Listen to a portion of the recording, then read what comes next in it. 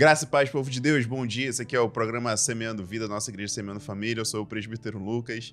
Sempre uma honra, um prazer ter você aqui conosco, você que nos acompanha pela Rádio Sudoeste. Não se esqueça de ir lá nas nossas redes sociais, só pesquisar por @Semeando Família, para você ficar por dentro de toda a nossa programação, também conseguir assistir os programas anteriores. Lembrando que nós estamos aqui de segunda a sexta-feira, às 10 horas da manhã, com a palavra para edificar a tua vida e transformar esse teu dia. Amém?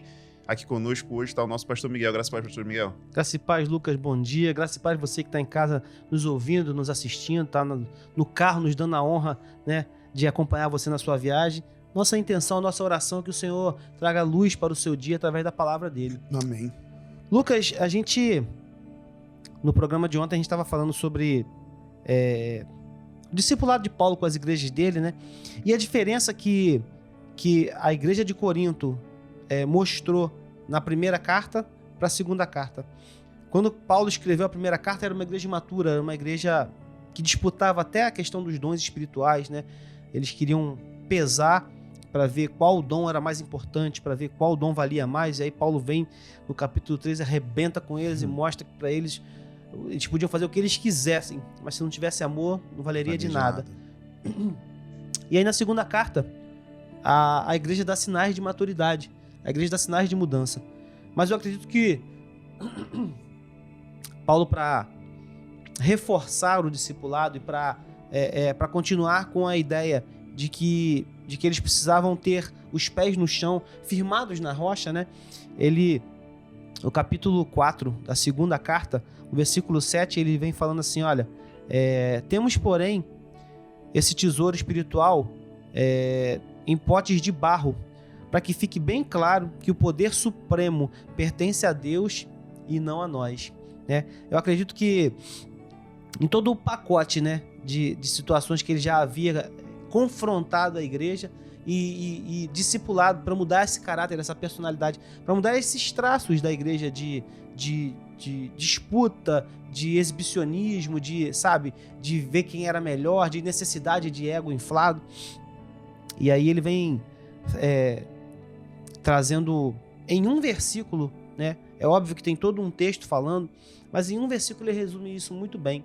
Ele fala, olha, tudo que a gente fizer, ou tudo que o Senhor fizer através da nossa vida, né, cara, é um tesouro. Você tem algo de muito precioso, que é a presença de Deus dentro de um pote de barro, que somos nós. Para que fique claro que tudo que está acontecendo ali não é a gente, mas é o Senhor. Para que fique claro que a excelência daquilo que está acontecendo, cara, não vem da gente. A gente é mero canal, a gente é mera ferramenta. Semana passada eu estava trabalhando em casa, Lucas, e eu tinha, né, um martelo, que eu gostava muito dele, porque o cabo dele era meio emborrachado por fora, né? Não comprei em casa de material de construção, comprei nessas casa que traz produto da China, e era um martelinho bom. E aí um dia eu usei ele para alguma coisa com um pouco mais de força, né? E aí ele entortou totalmente, entortou a cabeça do martelo, entortou no cabo. E aí eu fui tentar desentortar, quebrou o cabo. Aí eu vi que era um metal por dentro revestido de borracha. E aí eu percebi essa ferramenta que era tão legal, funcionou tanto para algumas coisas, tão frágil. Quando eu precisei empregar um pouquinho mais de força, ela entortou. Quando eu tentei consertar, ela quebrou. Assim somos nós, cara. Aí você pode falar assim, mas eu sou um martelo que eu bato o prego, eu arranco o prego, eu faço tal, eu aconteço e não sei o quê. No dia que o cabo quebrar, acabou a ferramenta. Sabe o que eu fiz com esse martelo, Lucas? Joguei fora. Joguei fora tanto o cabo quebrado quanto o pedaço que ficou da cabeça. Porque não serve. E eu não vou ficar tentando consertar. Eu não vou cortar uma madeira, colocar ali, tentar... Não vou. Joguei fora. Porque eu vi que a ferramenta quebrou. Tudo que eu tinha feito com ele ali serviu, mas quebrou a ferramenta. Você já se imaginou? Você, esse martelo que faz e tal, e prega, e bate, e arranca, e quebra. Um dia quebra o seu cabo. Um dia o dente do martelo entorta, abre, e aí já não cabe mais você arrancar o prego da madeira com ele. Vai servir para quê? Só para jogar fora. E Paulo tá falando isso aqui pros Coríntios, ó. A excelência do nosso tesouro é guardada em vasos de barro, para que fique claro que não somos nós, que é ele. E as pessoas insistem em querer dizer que são, pensar que são, sabe? Continua a história se repetindo, Lucas. Pastor. No versículo 5, ele traz aí uma luz maior, né? Ele fala o seguinte: pois nós não anunciamos a nós mesmos, nós anunciamos Jesus Cristo como Senhor e a nós como servos de vocês por causa de Jesus. Né? E é muito interessante quando a gente entende isso, e ele traz esse complemento, né, para o versículo 7 que o senhor acabou de ler, porque se a gente entende que o que a gente faz não é por causa da gente, né? Quando a gente vai ministrar em algum local, não é porque a gente prega muito bem, né? Não é porque Deus, não sei o quê, não, na verdade é porque Jesus, a quem nós anunciamos, né? Ele vai fazer algumas situações lá através das nossas vidas. Né? E esse pensamento precisa estar o tempo todo, né, caminhando conosco, porque senão a gente vai estar daqui a pouco exaltando o vaso, que é de barro, que Se quebra cair no fácil, chão, quebra. como o senhor citou a situação do martelo, né? Uhum. Bicho é bom pra caramba, martelou mais de 1000 pregos aí. Mas um dia quebrou. Um dia quebrou, um dia vai falhar, um dia vai se arrebentar também. Os frutos continuam lá, né, do que ele foi produzido. E ele já não continua mais. Já não serve, não vai funcionar mais. E a gente precisa ter esse entendimento, né, pastor? Porque o fim da nossa carreira aqui nesse local um dia vai chegar para todos nós, né? E não é o final provocado por um pecado, por uma queda, não. É o final da vida. Sim, com certeza. Cumpriu-se o propósito dessa ferramenta aqui na Terra e Deus recolheu. Sabe. A única certeza que a gente tem quando nasce. Exatamente. Um dia a gente vai morrer. O prazo de validade só Deus sabe. Sim. Até quando que vai funcionar essa ferramenta aqui nesse local. E a gente precisa estar preparado. E como que é esse preparo, né, pastor? Porque a Bíblia fala que Deus ele entregou o dom e um talento para cada pessoa e tudo mais. E ele tem algumas parábolas que falam, né? O cara que guardou, enterrou o dom, não sei o que e tal.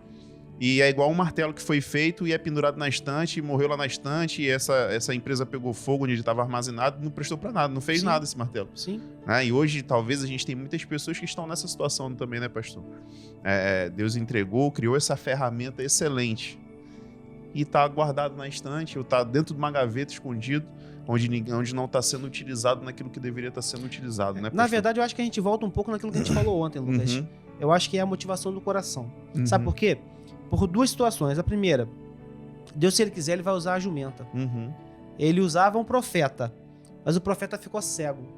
O anjo estava na frente dele e ele não viu. Ele usou a jumenta.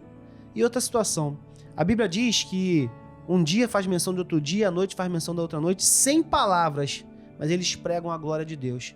Se Deus quiser, ele usa a jumenta. Se ele quiser, ele usa o firmamento, ele usa o sol, ele usa as estrelas para mostrar a glória dele. Enquanto ele estiver querendo nos usar, que entendamos que somos ferramenta. Mas que um dia, se ele quiser parar de usar por algo que está de errado no nosso coração, ele vai usar o irmão do lado, ele vai usar a natureza, ele vai usar, sabe, a jumenta, ele vai usar quem ele quiser para poder mostrar isso pra gente entender que nós somos vasos de barro. É isso, né? E a gente precisa estar, né, com essa consciência, né, pastor? Porque senão vai, talvez, viver uma vida de frustração, né? Não entender esses períodos. Com certeza vai ter período que Deus vai te usar mais, tem período que talvez você fique ali... Pode viver uma vida de frustração ou, pior, pode viver uma vida de soberba. Exatamente, né? O cara que...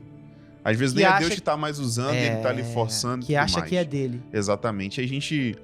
Como esse versículo ele traz isso para nossa mente, e é algo que a gente precisa todos os dias praticar isso, e com certeza, né, eu sempre admiro muito essas pessoas que têm o dom de cura. Para mim é uma parada absurda. Você é louco. Né? Já vi a pessoa entrar na cadeira de roda e levantar, eu falei, caramba, isso aí é doideira, irmão.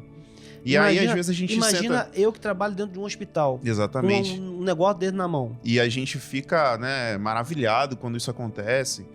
E uma vez eu tive a oportunidade de sentar para conversar com uma dessas pessoas que tinham esse dom. E parando para conversar e analisando, eu vi que tinham as mesmas dúvidas que eu tinha também. As mesmas, talvez, incertezas que eu tinha. Eu falei, caramba, então é igualzinho a mim. É normal, É né? normal, ele cara. não é um X-Men. E aí é como a gente conversou no programa anterior, né? Cada um vai ter o seu dom, todos são importantes, cada um vai ter sua função ali e tal. Sim. E a gente precisa entender, né, pastor, que todos nós somos uma ferramenta.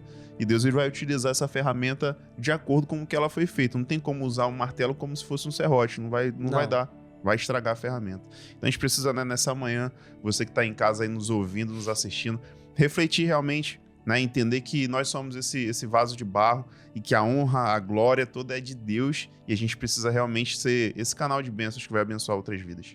A excelência, a grandeza do tesouro está dentro de vasos de barro. Não se esqueça que esses vasos de barro somos nós. Deus te abençoe em nome de Jesus.